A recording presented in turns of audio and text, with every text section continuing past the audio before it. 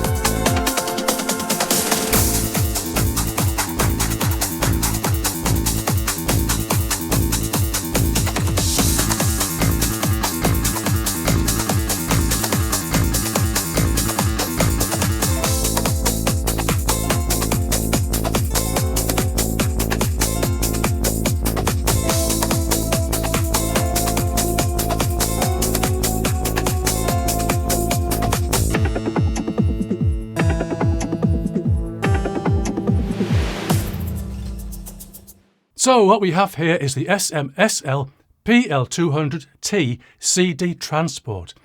Actually, it's the SMSL PL200T MQA CD Transport. That's supposed to be Van Helsing, by the way, not to be confused with Van Morrison or Van Heflin. OK, so what is all this MQA business? And what's all the fuss about? Master Quality Authenticated. And definitely not marketing quackery assured. The idea is that MQA can combine small file sizes, similar to MP3 or AAC, but retain full master quality. But the aim of MQA isn't so much to take a CD quality WAV file and turn it into an MP3 or AAC of a tenth of the size.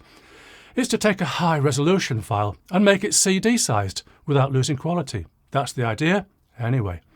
One has to wonder, however, and I'm not the only person wondering whether MQA can be lossless.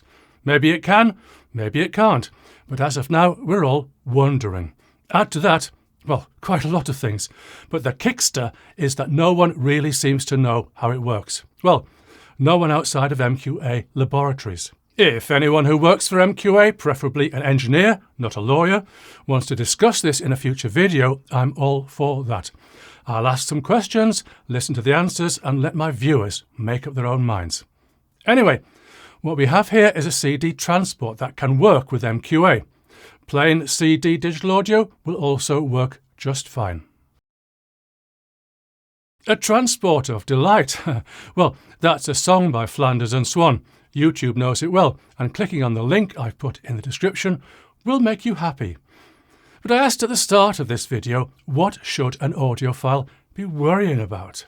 Well, if he or she, and yes, 3.5% of my viewers identify as she, has bought a mere CD player, they will have to tolerate any imperfections in the player's DAC, the DAC that's inside that you can't bypass.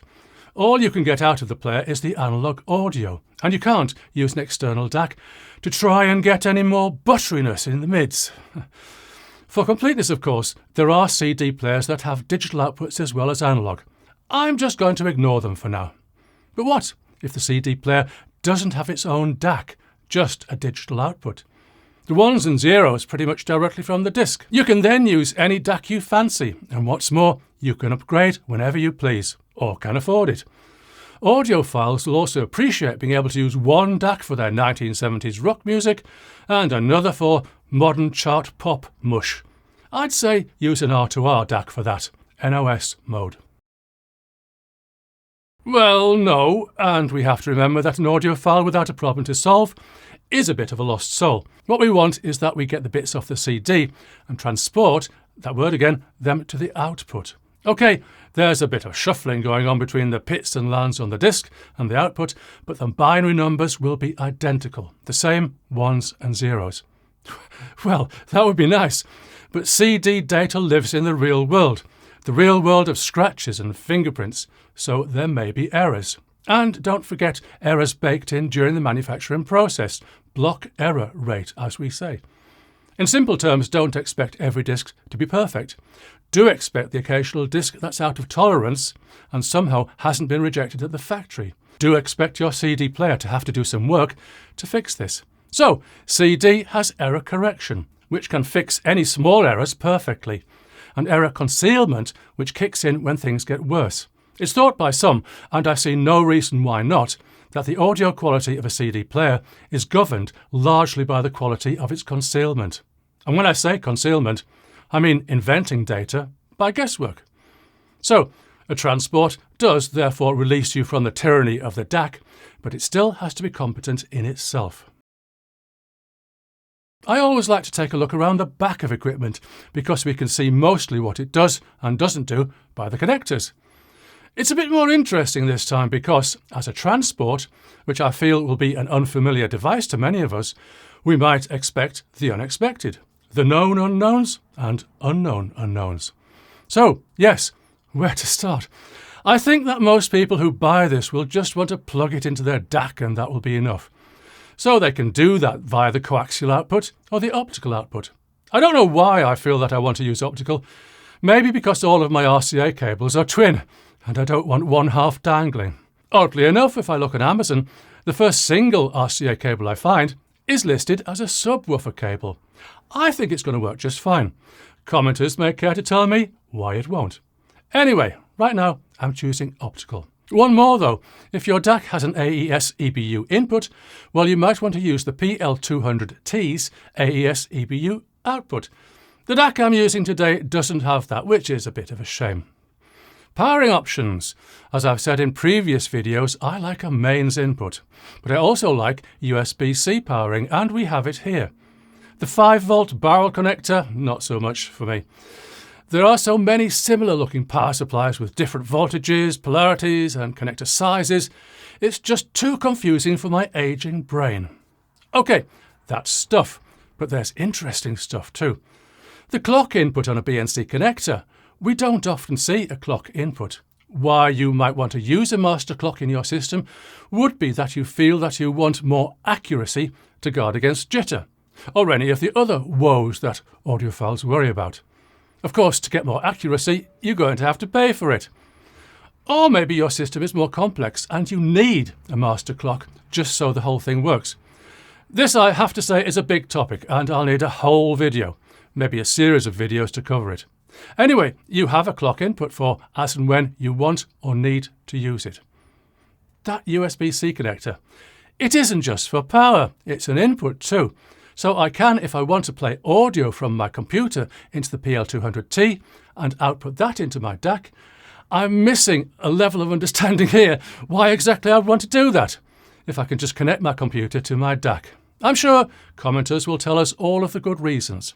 Anyway, in the interest of science, I've tried it and it works. Another interesting option that I'll just touch on for now is the I2S connection, or I2S, or Integrated Circuit Sound, on an HDMI connector, but it isn't HDMI. This, I have to say, is a bit controversial, and again, it deserves its own video. But if I nutshell it, it was designed to be an internal connection inside the equipment, and someone at some point thought it would be a good idea to bring it out to the outside world. What you'll get here is the ability to output DSD and apparently PCM up to 768 kHz. Since CD is 44.1, I'm guessing that this will be to use in connection with the USB-C input. I don't have anything I can try the I2S with, but commenters will surely tell us if they're going to find it useful. I could continue to rattle on about this function and that function, but you can get that from SMSL's website, link below. What I want to do most of all today is play some music. Yes, I know YouTube's audio quality isn't perfect, but maybe you're a viewer from the future watching this when it is. Don't worry, I'm going to upload my video with a WAV soundtrack, so future YouTube can play it in full, lossless quality.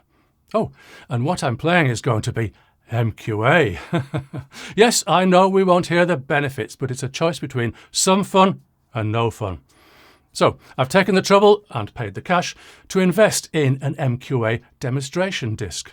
Normally, as I'm sure you know, I can't play copyright recordings on YouTube, or I get a severe thrashing in the headmaster's study. But I can if I follow the rules of fair use, or fair dealing, as we call it in Blighty. One of which is reviewing. Yes, I can perfectly legally play short clips for the purpose of review.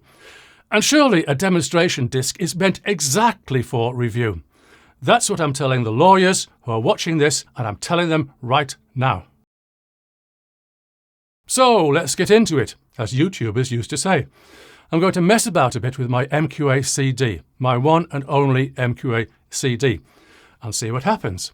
Since I'll need a DAC, I've paired it with the DNA Alpha Pro, which is a nice DAC, even if the lights are too bright. And it has MQA too. So the demonstration MQA CD I have is 2L The Nordic Sound, 2L being the company doing the recording, link in the description. The track is Chromatic Fantasia and Fugue in D minor by Johann Sebastian Bach, performed by Christian Grovlen. Link to his full album below. Apologies for my pronunciation, my Norwegian isn't too hot. So, 25 seconds with the PL200T doing the MQA decoding.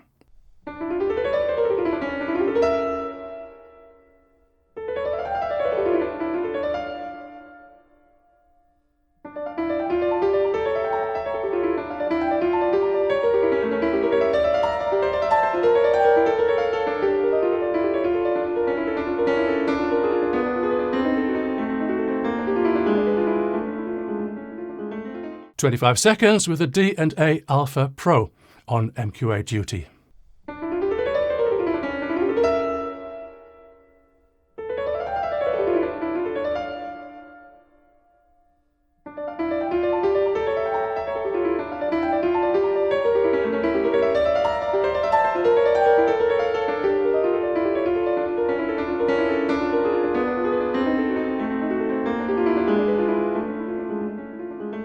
So, of course, you didn't hear any difference, but it was fun, wasn't it? It isn't an SACD player. There's no mention on the website and no mention in the manual. Well, who'd have thought it? I initially assumed it was when I saw DSD in the specs, but that's DSD from the USB input, if I understand things correctly. We're getting into some strange territory when a CD player has an input, but here we are. I don't use DSD myself simply because it isn't suited to production. As for listening, I'm happy to consider that an SACD has the potential for higher audio quality than a normal CD, but somehow nothing has made me jump for it. One important question is whether the PL200T supports gapless CDs. Of course, the most famous gapless CD is Pink Floyd's The Dark Side of the Moon, the LP version of which I bought on the day of its release.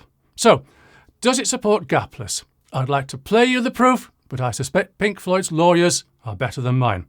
But the answer is yes! Yay! No. Bear in mind that I'm not every user and I can't test every function the PL200T has. But for myself, quibbles are zero. This is a good question. If I wanted a CD transport, then yes, I see no reason not to. Of course, I'd check the competition and prices, but based on my experience, if I wanted a CD transport, yes, I'd buy it. The operative word, though, is if. A better question, therefore, is should you buy it, and why would you want it? Why you'd want it is because you love your DAC, and you don't want to use the internal DAC of a CD player. That's a good reason. Another is that you want to actively choose the clock you use in your system, not just a random internal clock. One more is that you're an enthusiast, and using a CD transport helps you express your enthusiasm, and there's nothing wrong with that. Whether you'll actually hear any kind of a difference, well, that's up to you and how well you know the performance of your ears. I think there's a lot to like here, but don't forget to read up on the specs and check out other reviews. As always, I was sent this item, but other than that and any affiliate links, there's no payment or influence involved. So I can say what I like, and I've said it. See you soon.